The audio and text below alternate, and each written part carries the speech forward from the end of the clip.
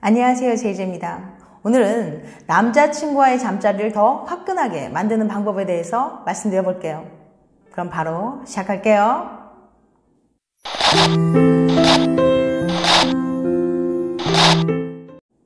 너 아까 잠자리 할 때 졸더라?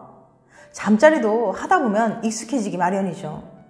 매번 똑같은 느낌, 언제나 비슷비슷 성의 없는 애무, 정해져 있는 순서와 자세까지. 뭘 해도 새롭고 좋기만 하던 연애 초반의 뜨거움은 어디 가고 이젠 너무 뻔해진 잠자리. 그래서 연애 초반처럼 짜릿한 잠자리를 하고 싶은 분들을 위한 팁을 드리려고 합니다. 잠자리 권태기 한 방에 극복하는 법, 지금 바로 알려드릴게요. 낯선 곳에서 샘솟는 사랑. 요크 대학교의 에이미 무이즈 교수는 연애를 오래 해도 처음처럼 뜨거운 커플들의 공통점을 조사했습니다. 그 결과는 바로 오래가는 연인일수록 처음 가본 동네나 호텔에서 더 자주 사랑을 나눈다고 합니다. 특히 권태기에 빠진 연인들은 서로에게 너무 익숙해진 나머지 무감각해지는 경우가 있는데요. 장소만 바꿔줘도 느낌이 확 달라진다는 거죠. 낯선 공간에서 더 짜릿한 잠자리를 할 수 있는 이유가 뭐냐고요? 바로 사랑 호르몬인 도파민이 팡팡 나오기 때문인데요. 도파민은 새롭고 신선한 것들을 볼 때 분비가 더 활발해지거든요. 무이즈 교수에 따르면 도파민은 좋아하는 음식을 오랜만에 한번 배워본 것 같은 기분을 느끼게 해준다고 해요. 그래서 추천하는 곳이 바로 새로우면서도 깔끔하기까지 한 호텔이나 펜션인데요. 잘 갖춰진 가구들과 깨끗한 이불, 푹신한 베개까지 이 모든 것들이 우리들만을 위해 준비되어 있다는 행복한 착각을 하게 만들거든요. 그러니 너무 익숙해져서 조금은 지루해진 잠자리 때문에 고민이라면 낯선 장소에서 사랑을 나눠보세요. 잊고 있던 잠자리의 참맛을 다시 느끼게 될 거예요. 매번 저만 잠자리 하고 싶어하는 것 같아요. 연애 상담 커뮤니티에 자주 올라오는 주제 중에 하나가 커플의 성욕 차이입니다. 애인의 성욕을 늘리거나 줄이는 방법을 물어보시는 분들이 많죠. 물론 그건 방법이 없는 건 아니에요. 하지만 근본적인 문제는 사람마다 성욕의 강도가 다르다는 데 있습니다. 최근 워털루 대학의 연구진은 커플의 성욕 차이가 만성적인 갈등을 불러온다는 사실을 발견했습니다. 성욕이 많은 쪽은 항상 자기만 매달린다고 생각하게 돼요. 애인에게 늘 무시당하고 사랑받지 못한다고 느끼기 쉬운 거예요. 반면 성욕이 적은 쪽은 애인의 욕구를 채워주기 위해 내키지 않는 잠자리를 해야 하기 때문에 심한 스트레스를 받습니다. 더 나쁜 건 혹여 잠자리로 이어질까봐 두려워 일상 속 애정어린 스킨십마저 꺼리게 된다는 거예요. 이런 상태가 계속되면 둘 사이는 점점 멀어지고 결국 돌이킬 수 없는 지경에 이르게 됩니다.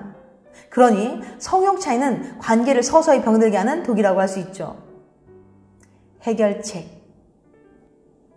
이런 상황에서 두 사람에게 주어진 선택은 세 가지예요.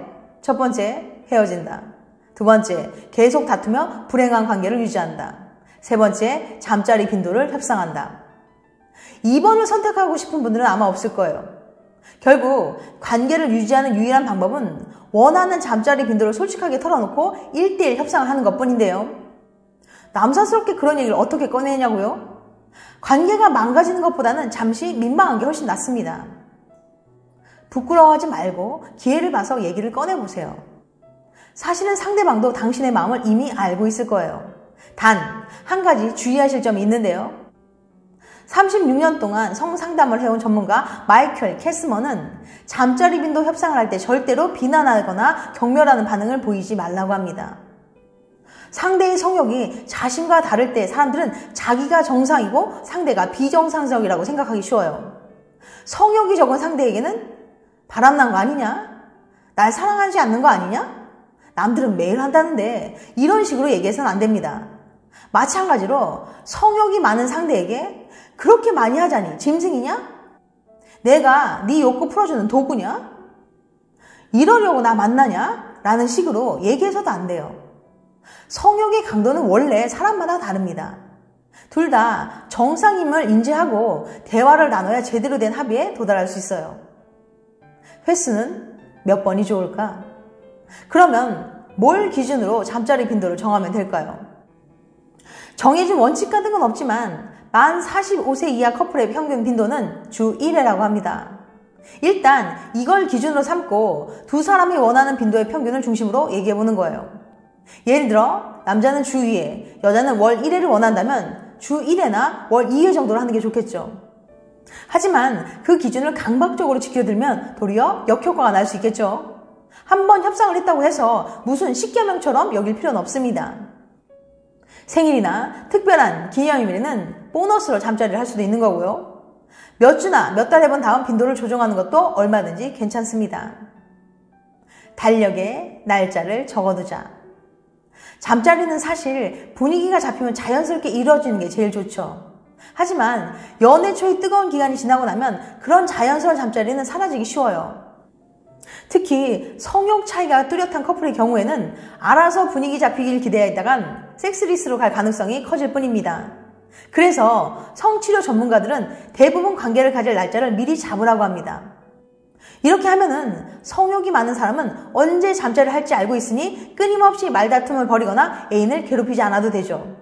또 성욕이 적은 사람은 원치 않는 잠자리를 하게 될지도 모른다는 두려움에서 벗어나 부담 없이 친밀한 스킨십을 받아들일 수 있어요. 이런 애정 어린 손길이 관계에 미치는 긍정적인 영향은 말로 다 할 수 없을 만큼 크답니다. 처음엔 날짜가 됐기 때문에 잠자리를 한다는 게 어색하게 느껴질 수도 있어요.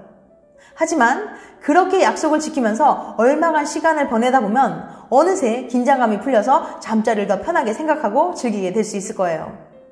이 단계까지 왔다면 수렁에 빠졌던 관계를 건져내는데 성공한 셈이죠. 정리하면 커플의 성욕 차이를 해결하기 위한 방법은 이렇습니다. 우선 첫 번째, 원하는 잠자리 빈도 털어놓기. 두 번째, 협상을 통해 적절한 빈도 정하기. 세 번째, 달력에 날짜 미리 적어놓기.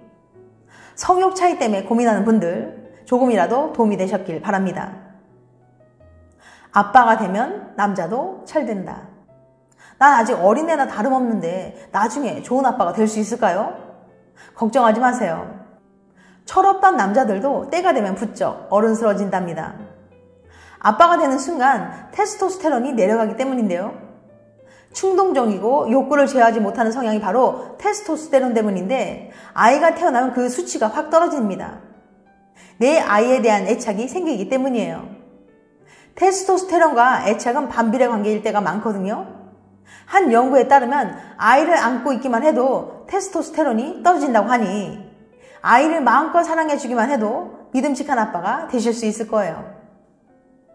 남자들이여 활짝 말고 살짝 웃어라. 브리티시 컬럼비아 대학교 연구진은 여성 참가자들에게 2장의 사진을 보여주고 누가 더 매력적인지 고르게 했어요. 고개를 치켜세우고 살짝 미소를 띤 남자와 입을 벌리고 활짝 웃어서 광대가 올라간 남자. 의외로 참가자들의 선택은 살짝 웃는 남자였어요. 활짝 웃는 남자에게서 느껴진 행복감보다는 옅은 미소를 머금은 남자의 자신감에 더 큰 매력을 느낀 거죠. 한 가지 재밌는 점은 성별만 바꾼 실험에서 남성 참가자들은 활짝 웃는 여성을 선택했다는 사실 잊지 마세요. 지금까지 남자친구와의 잠자리를 더 화끈하게 만드는 방법에 대해서 말씀드렸어요. 다음엔 더 재밌고 유익한 영상을 찾아뵐게요. 끝까지 시청해주셔서 감사합니다. 다음에 또 봬요. 안녕.